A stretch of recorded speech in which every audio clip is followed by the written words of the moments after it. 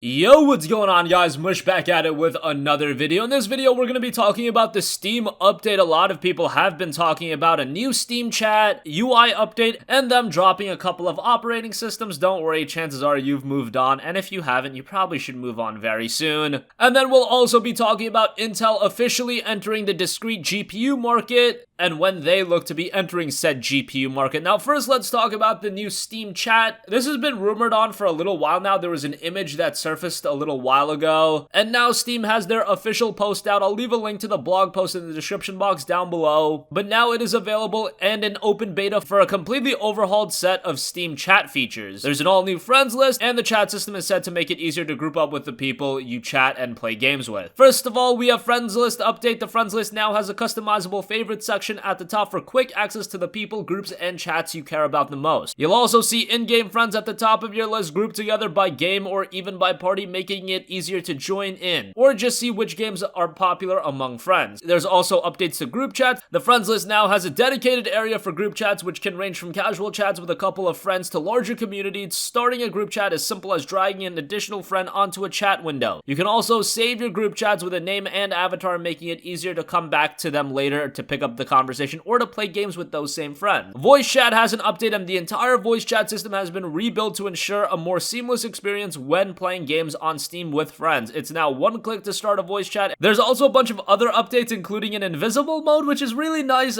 Pretty much every other gaming platform has this. PlayStation has this, Xbox has this, and I was always wondering why Steam never had it. You do have the option to just go offline. You can set your status to away, but you never had a way to just appear invisible. Well, now you do. You'll appear offline, but you can still access your friends list and chats. And adding friends is also said to be easier now with custom friend request links you can email or send outside of Steam. Again, this is an open beta for everyone, so check it out if you are interested. On top of that, starting on January 1st, 2019, Steam will officially stop supporting the Windows XP and Windows Vista operating systems. This is right off their official support page, and it says, quote, "This means that after that date, the Steam client will no longer run on those versions of Windows. In order to continue running Steam and any games or other products purchased through Steam, users will need to update to a more recent version of Windows. Embedded version of Google Chrome, which no longer functions on older versions of Windows. In addition, future versions of Steam will require Windows feature and security updates only present in Windows 7 and above. For the remainder of 2018, Steam will continue to run and launch games on Windows XP and Windows Vista, but other functionality in Steam will be somewhat limited. For example, new features such as the new Steam chat will not be available. We encourage all users on these operating systems to upgrade to newer versions of Windows in order to have ongoing access to the latest features of Steam and to ensure future access to all games and other Steam content." So that might be disappointing to some of you guys in a very small minority. However, there might be those of you that like to play some of your Steam games on, say, a laptop, an older laptop that's running Windows XP or Windows Vista, and you're playing games that are very easy to run like an older Counter-Strike. Then I can understand why you would be kind of upset. But I think for the majority of people, this isn't going to affect them too much, but wanted to bring that piece of news to your guys' attention as well. And finally, we've known for a while that Intel is looking to officially enter the discrete graphics card market, but it looks to be happening rather soon. I mean, I don't know how soon you consider 2020 to be, but to me, that's not too far off. This is coming right from the Intel News Twitter account, and they did have a post and an event for analysts this week, so it does look like this will be happening in 2020. Now, this isn't the first time Intel has gone into creating their own GPU and their own discrete video card.